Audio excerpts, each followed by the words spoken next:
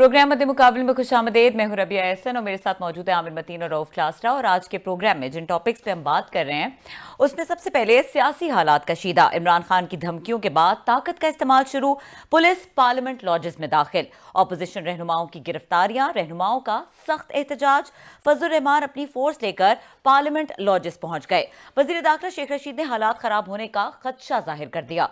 फजलुर रहमान ने कारकुनान की गिरफ्तारी पर खुद गिरफ्तारी देने का ऐलान कर दिया।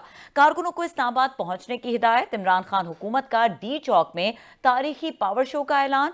क्या फजलुर रहमान का रेड जोन में अपनी प्राइवेट मिलिशिया को लेकर आना दुरुस्त इकदाम करार दिया जा सकता है? ये सवाल और भी बहुत से सवाल इससे रिलेटेड हैं जो आज के प्रोग्राम में उठाएंगे। इसके अलावा बात करेंगे इमरान खान के आसिफ अली जरदारी को निशाने पर रखने के ऐलान के जवाब में बिलावल ने सख्त जवाब दिया और धमकी भी दे दी। खातून अव्वल पर करप्शन और ट्रांसफर पोस्टिंग में मुलविस होने का इल्जाम, इमरान खान के खिलाफ करप्शन के खौफनाक केसेस का भी दावा कर दिया। इमरान खान का पार्टी इकट्ठी रखने के लिए लाहौर का दौरा, बुजदार को थपकी, सियासी माहौल गर्म, हर लम्हा बदलती सूरत हाल में कामयाब कौन होगा, ऑपोजिशन या हुकूमत? इन तमाम चीजों के ऊपर बात करेंगे। आमिर साहब, ये जो सख्त किस्म के कशीदा हालात इस वक्त नजर आ रहे हैं और ये जो अभी रिसेंट डेवलपमेंट है, ये नेचुरल है या अननेचुरल? नेचुरल या अननेचुरल तो इस पे क्या कहना, ये महज़ब है या गैर महज़ब, सियासी या गैर सियासी, ज़्यादा बेहतर अल्फाज है।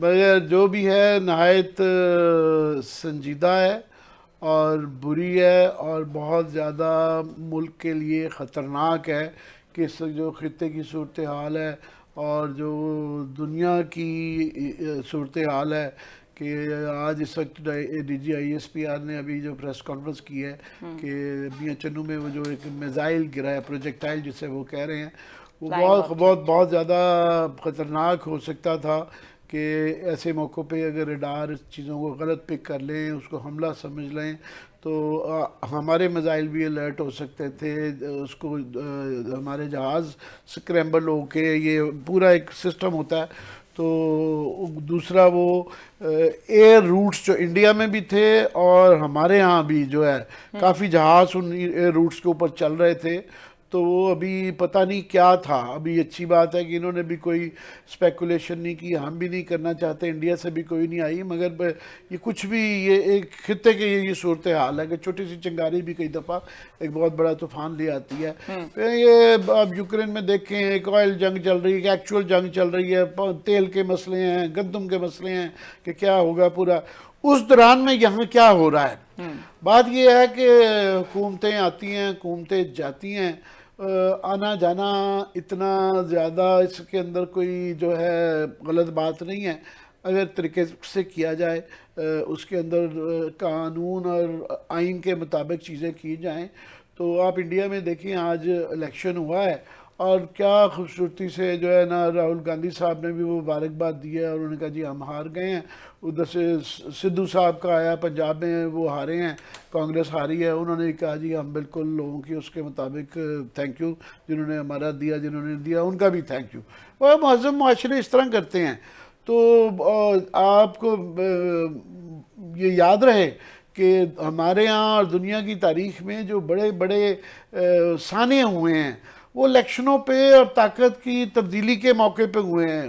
मैं इस तरह की बात करनी नहीं चाहिए, पर सानिया जो बांग्लादेश था वो इलेक्शन की लड़ाई थी, सियासी लड़ाई थी, इस तरह की कशीदगी थी। उसके बाद ये जो आपका कश्मीर के अंदर जो चिंगारी फैली वो 1989 में, वो भी अगेन इलेक्शन के लड़ाई के ऊपर और रजीम चेंज के ऊपर ये फटे पड़े थे। ये आपका पूरा अमेरिका पिछले इलेक्शन के बाद से जो इतनी पॉलिटिकल डिवाइड आ गई है वो भी इलेक्शनों के बाद, और ये दो जब बहुत ज़्यादा मुतारब ग्रुप हो जाते हैं और वो सियासत से बाद आगे ज़ाती बन जाती है, तो यहाँ ये जो ज़ाती रकाबत की सब जो सूरत हाल है कि नज़र आ रहा है कि एक तरफ से तो खुल के बात हो रही है कि जी हमने 10 बंदे इनके टूट गए हैं, तो वो कह रहे हैं जी हम के टूट गए, और बेशर्मी से सारी पार्टियां कर रही हैं। मैं किसी एक पार्टी को नहीं कह रहा, सारे वो कह रहे हैं उनके तोड़ लिए, वो कह रहे हैं उनके तोड़ लिए। उसके बाद से फिर ऐलान कर दिया गया, पहले तो शेख रशीद साहब का बयान आया, उन्होंने कॉल दे दी, उन्होंने कहा जी सारे डी चौक में इकट्ठे हो जाएं और जब ये अंदर इलेक्शन हो रहा होगा, गवर्नमेंट की जिम्मेदारी है और इंटीरियर मिनिस्टर की जिम्मेदारी है कि वो अमन व अमान की उनकी जिम्मेदारी है रखना। पहले तो शेख रशीद का ये बयान बिल्कुल नहीं बनता इस वक्त के अंदर, आप जो भी ये है वो करें। उसके बाद जो है वो अभी पार्लियामेंट्री लॉजेस में जो इस वक्त भी सिलसिला जारी है कि वो अभी तफ्तीश होगी तो सही हक़ाइक़ सामने आएंगे। पहले बताया जा रहा है कि जी उन्होंने अंसारुल इस्लाम जो कि उनकी मिलिशिया है JUI की, कि जी उनके बंदे हैं, उनका कहना है कि नहीं जी वो हमने अपनी हिफाजत के लिए बुलाए गए थे। और उसके बाद मौलाना फजलुर रहमान ने भी कॉल दे दी है पूरे पाकिस्तान में अपने वर्कर्स को और ये मिलिशियाज को कि वो भी इस्लामाबाद पहुँचे। तो यहाँ तो पता नहीं क्या जंग सूरत हाल की हो जाएगी। ये तो है फिज़िकल सिचुएशन, इसमें कोई पता नहीं है कि यहाँ पे खुदा न खास्ता ये एकदम कई दफ़ा ना मैंने जिस तरह कहा छोटी सी चिंगारी एक बहुत बड़ी आग बन जाती है। और गवर्नमेंट पर ज़िद है कि ये हमें एजाज़ हासिल है कि हमने पीर वाले दिन बाबर अवान साहब से बात करके ये स्टोरी ब्रेक की थी कि जनाब ये 61A3 को अप्लाई करना चाह रहे हैं, जो कि उसी दिन क्लासा साहब ने जब कहा था तो इन्होंने कहा था ये गैर कानूनी भी है, गैर आइनी भी है और ये मज़क़ा खेज़ भी है, ये जो उसकी तशरीह कर रहे हैं। तो मैंने उस दिन भी इनसे फरमाया था कि ये तशरीह को कानूनी को छोड़ें, प्रिसाइजली इसलिए कर रहे हैं कि ये भी गन डालना चाह रहे हैं और वो गन पड़ता नज़र आ रहा है। उसके बाद अगले दिन हमारे प्रोग्राम में बाबर अवान साहब ने उस चीज़ को कंफर्म किया। अब सारी बहस सियासी इस बात पे हो रही है कि जिसकी तशरीह की जा रही है कि जी वो कैसे होगा, ऐसे होगा, वैसे होगा, अदालतों में मामले जाएंगे, इलेक्शन कमीशन करेगा, स्पीकर के उस दिन क्या करे। बस क्लियरली नज़र आ रहा है कि आगे जो भी होगा ये अच्छा नहीं होगा। किसी पार्टी की तरफ से, किसी लीडर की तरफ से संजीदगी का मुजाहरा नहीं किया जा रहा। और पहले इमरान खान साहब ने जलसे के अंदर बहुत सख्त बातें की, उसके बाद आज बिलावल ने उसी ज़ुबान में वो जवाब दिया। उनके बिल्कुल उनकी अगर उनको शक है कि आसफा बीबी के ऊपर जो ड्रोन की वजह से ज़ख्मी हुई, अगर तफ्तीश है तो वो करवानी चाहिए, बिल्कुल करवानी चाहिए। पर वो उन्होंने जो एक दूसरे को जो धमकियां दी जा रही हैं कि मैं जरदारी को नहीं छोड़ूंगा, उनका जी हम इमरान खान को नहीं छोड़ेंगे, और वो बिल्कुल एक मौला जट की फिल्म बनती जा रही है।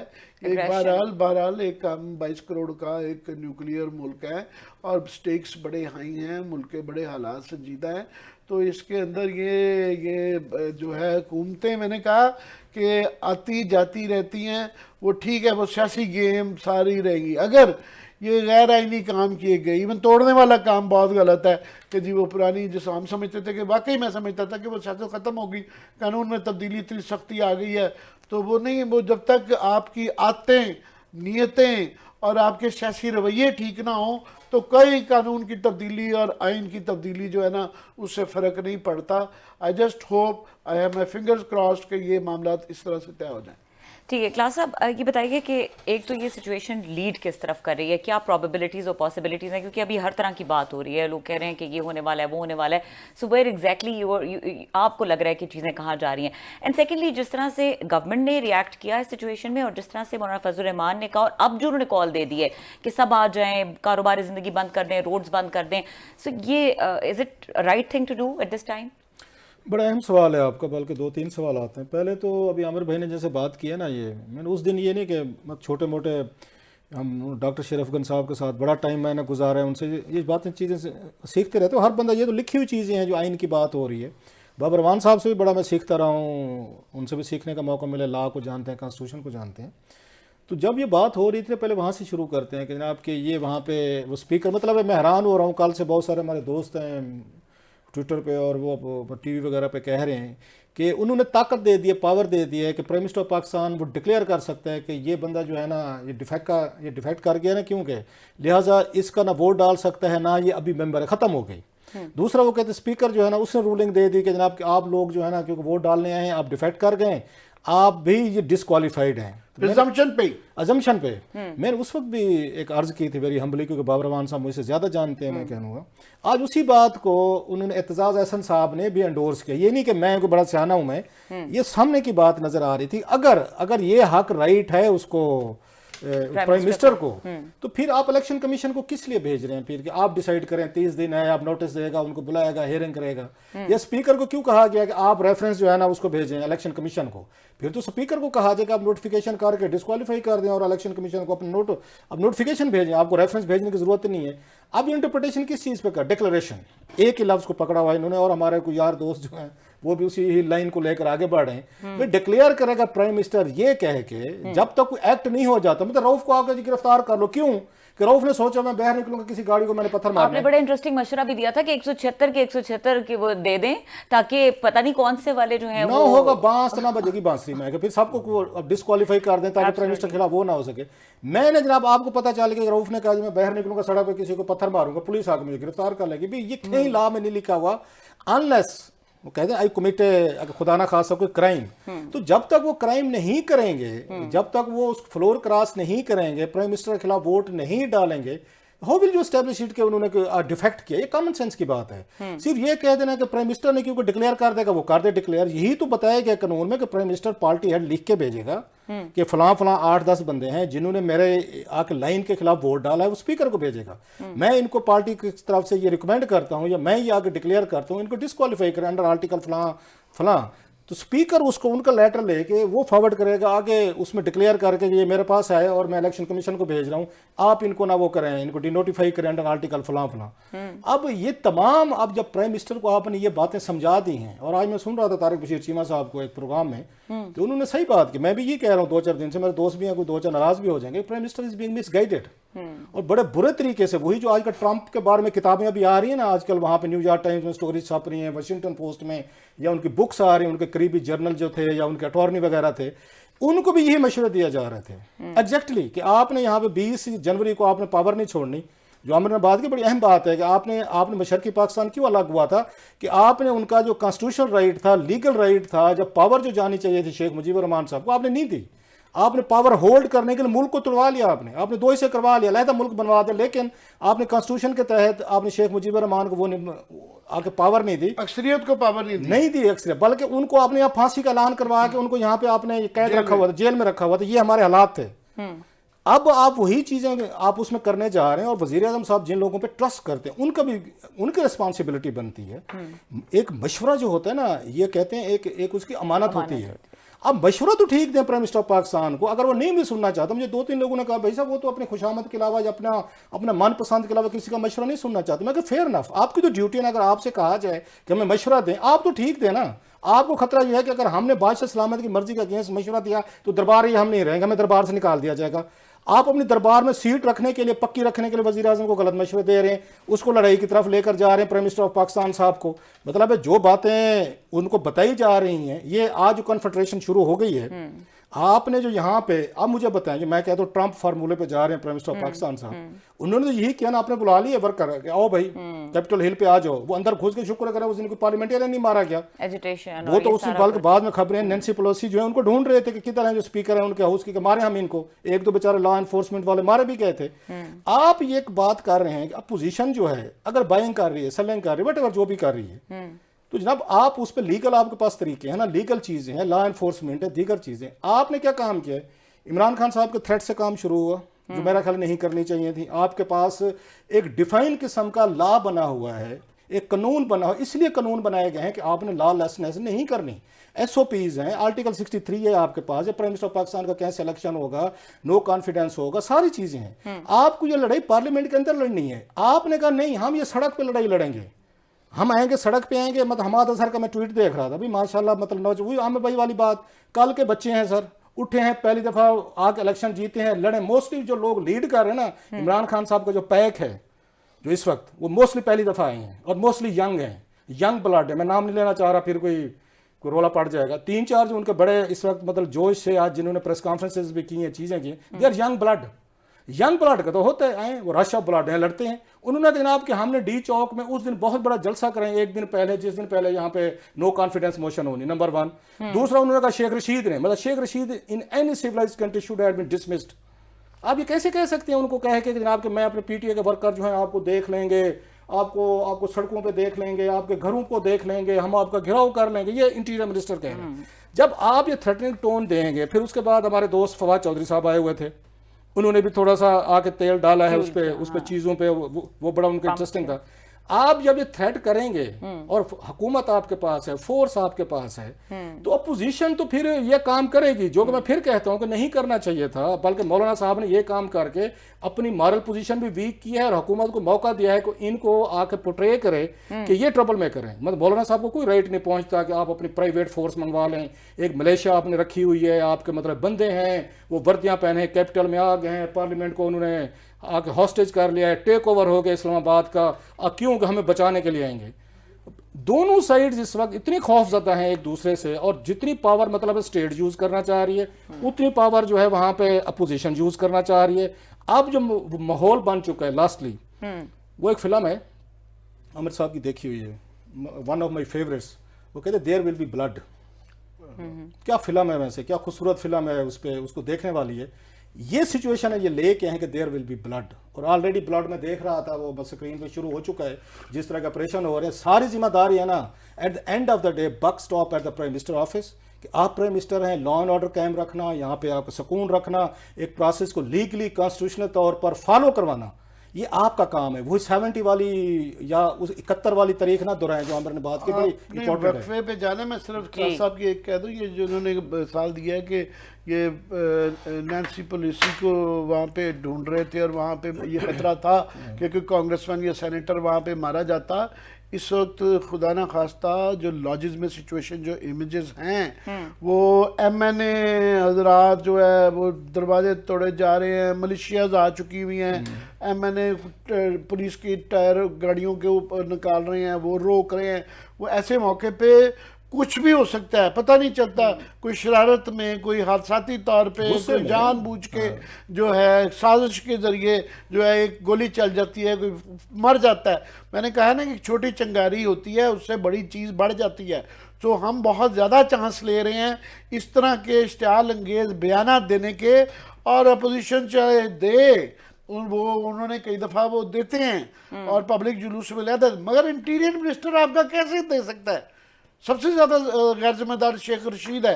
तो जिन्होंने माजी में ये किया, फॉर एग्जांपल ये सुप्रीम कोर्ट पे हमला जब नून लीग ने किया, आज तक उनके ऊपर ये दाग है जो हम सब दोहराते हैं। तो ये भी कोई इस तरह का काम ना करें। अगर इन्होंने ये एंड ऑफ द वर्ल्ड नहीं है, दुनिया नहीं ख़त्म हो रही, अगर ज़्यादा से ज़्यादा क्या होगा, इनकी हुकूमत चली जाएगी ना, ये मुल्क तो यहीं पे है, इनकी सियासत भी यहीं पे है, ये भी यहीं पे है, ये दोबारा आ सकते हैं। मगर ये हरकत करके ये फिर ये लिखी जाती हैं, ये दोहराई जाती हैं, ये बताई जाती हैं, बच्चों को बताई जाती हैं कि जनाब ये वो जनरेशन जो आज टेलीविज़न जर्नलिज्म में उन्होंने वो नहीं देखा हुआ सुप्रीम कोर्ट का हमला, हमने देखा हुआ है, मगर उनको हम बताते हैं कि तो आपको नहीं पता, वो हम तो वहाँ मौजूद थे, ये हुआ था। तो ये तारीख लिखी जा रही है, सोचें, अभी ये सियासत इनकी जारी है। ठीक है, ब्रेक का वक्त हो रहा है, ब्रेक के बाद डिस्कशन को मजीद आगे बढ़ाएंगे। इसके अलावा जिस तरह से इमरान खान ने आसिफ अली जरदारी को निशाने पर रखा, उन पर क्रिटिसिज्म किया, और उसका एक रिएक्शन हमने देखा, काफ़ी एग्रेसिव रिएक्शन बिलावल ने दिया, और उन्होंने भी कुछ इल्ज़ामात लगाए, उसके ऊपर भी बात करेंगे। ब्रेक के बाद हमारे साथ रहिए।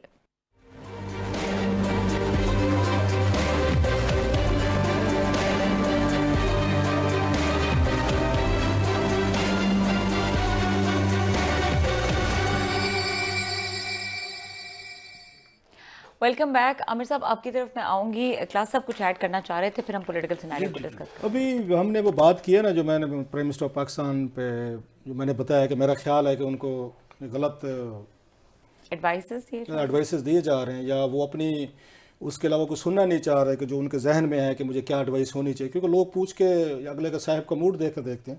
तो एक बड़ा इंपॉर्टेंट एक पर्सन है, हुकूमत के भी हैं, नाम देने से उन्होंने मना किया, तो उनका मुझे मैसेज आया है, तो उन्होंने इसको ज़रा वो क्लैरिफाई किया। उन्होंने कहा आपके ये जो बात अभी आप वो कह रहे थे अपने प्रोग्राम में, ऑफ कोर्स देख रहे होंगे वो, या उन्होंने कोई उस पर ट्विटर पे देखा है सारा, तो वो ये कहते हैं कि ये जो चीज़ है कि खान साहब जो हैं कि वो इस तरह की कोई बात नहीं है, खान साहब ने ना कोई इस तरह के कोई मशवरे किए हैं, ना ये कहना दुरुस्त है जी कि वो सिर्फ वो बात सुनना चाहते हैं जो उनको पसंद है। लिहाजा उन्होंने कहा जो प्लान्स हैं अब तक खान साहब ने अपने तक रखे हुए हैं सिर्फ उन्हें पता है, and is very confident Imran Khan साहब जो हैं कि अल्लाह की मेहरबानी से जो उन्होंने सोचा हुआ है रिजल्ट उसी तरीके के वो निकलेंगे। लिहाजा ये कहना ठीक नहीं है कि ये किसी के मशवरे पे चल रहे हैं या उनको मिसगाइड किया जा रहा है या वट एवर। खैर उनका पॉइंट ऑफ व्यू था, विच मैंने कहा कि आई मस्ट शेयर आगे जी। उनका कहना। आमिर साहब, पॉलिटिकल सिनेरियो क्या बन रहा है? ये क्लास साहब की उसमें ही कहूँ कि वो ये इस बात का भी इम्कान हो सकता है कि ये कई दफ़ा डराने के लिए भी जो फ्लोर क्रॉसिंग करने का सोच रहे होते हैं, ऐसे मौके पे पूरी पोस्चरिंग भी चल रही होती है। तो ये टैक्टिक भी होता है कि डराने के लिए कि आपके साथ अगर ये करेंगे तो आपके साथ फिज़िकल बुरा सलूक भी हो सकता है, आपको उठाया भी जा सकता है, और जिस तरह की ये धमकी वाला Clearly सिलसिला कहा ये भी है। पुराना है। सो ये तो उस दिन ही पता चलेगा जिस दिन ये होगा।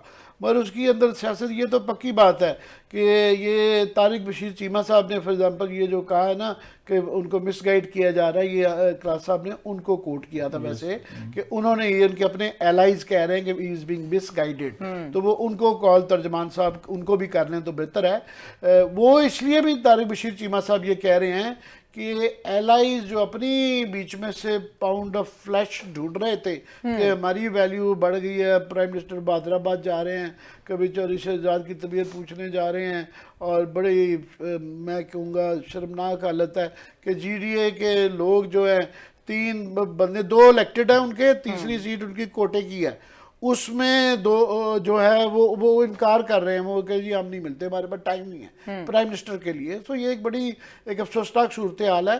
तो वो एलाइज की वैल्यू कम हो जाती है जब ये आ जाता पता चलता है कि लोटे मौजूद है 10-10 12, तो फिर एलाइज की क्या वैल्यू है। तो आज एलाइज जो है ना, आज की जो खबर थी अभी पता नहीं क्या क्यू PMLQ और MQM की मीटिंग जारी है कि हम, क्योंकि एक पार्टी से मैंने कहा ना जिससे नंबर्स पूरे नहीं होते, जो है 7 MNA हैं MQM के और 5 MNA हैं PMLQ के, तो 2 पार्टियों के मिलने से कम जो होता है, हो सकता है वो कोई जॉइंट स्ट्रेटजी बनाएं अपनी, जो भी उन्होंने करना होगा।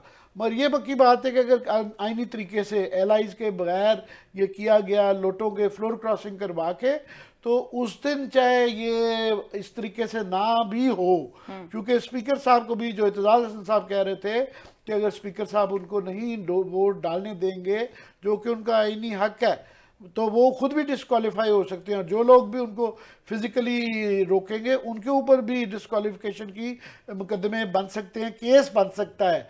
मगर ये पक्की बात है कि वो लोग अगर वो फ्लोर क्रॉस कर गए, वोट उन्होंने अगर अगेंस्ट प्राइम मिनिस्टर के डाला, तो उनके डिस्क्वालीफाई होने का कभी इम्कान है, वो नहीं है। मैं उसके अंदर प्रॉब्लम सिर्फ जो सवाल ये है टाइमिंग कि कितने वक्त में लगेगा, कि तरीकाकार उसके अंदर जो 63A के अंदर 1A के अंदर है वो ये है कि आप प्राइम मिनिस्टर जो है वो फ़ौरन एक एप्लीकेशन दागेंगे स्पीकर को कि जनाब ये बंदे जो हैं इन्होंने फ्लोर क्रॉस किया है, तो आप उनको एक दफ़ा शो कॉज नोटिस भी दे जाना चाहिए कि आपसे पूछा जाए कि वो क्या है, और उसके बाद 1-2 दिन के अंदर वो इलेक्शन कमीशन को भेजे। इलेक्शन कमीशन जो है 30 दिन के अंदर ये फैसला करेगा। अब इस पे बड़ा डिपेंड करता है कि ये टाइम इलेक्शन कमीशन 30 दिन पूरे लेता है, क्योंकि इस दौरान में जब ये प्राइम मिनिस्टर अगर डिसीट हो गए तो कब दूसरा इलेक्शन होता है, या क्या उस दौरान में स्पीकर भी चेंज कर लिया जाता है कि नहीं चेंज कर लिया जाता, तो जो क्योंकि हुकूमत बदलती है तो सारी चीज़ें फिर बदल जाती हैं, अदारे भी बदल जाते हैं। सो ये एक टाइमिंग का एक बहुत ज़्यादा एक क्वेश्चन आ जाता है। फाइनली ये गर्दिश कर रही है खबर जो है टीवी पे तो चल रही है ज़राए के हवाले से, और का साहब अभी जिक्र कर रहे थे शायद कि उन्होंने भी इशारा दिया, चौधरी फवाद ने भी, कि बुज़दार साहब को चेंज करने के लिए फाइनली जो है ना प्राइम मिनिस्टर मान गए हैं, और शायद कोई कमेटी वेटी के बनने के भी खबरें गर्दिश कर रही हैं। तो ये अब देखना होगा कि टू लिटिल टू लेस वाले मामला तो नहीं है, कि क्योंकि अभी जो है ये आपस में जो काफ़ी सारे ग्रुप हैं, 3 ग्रुप का मकसद सिर्फ बुज़दार को उतारना नहीं है, उनके मकसद अपने मुकदमात केसेस वो है। तो अलीम खान के मकासद और हैं, परवेज इलाई वगैरह के और है, और ये सारे मुतारफ ग्रुप जरूरी नहीं है कि कमेटी बनाने के प्राइम मिनिस्टर के कैंडिडेट में मान जाएं। ठीक है सर, इमीडिएट ब्रेक लेनी है हमें, ब्रेकिंग सिनेरियो है, इसके बाद डिस्कशन को कंटिन्यू करते हैं।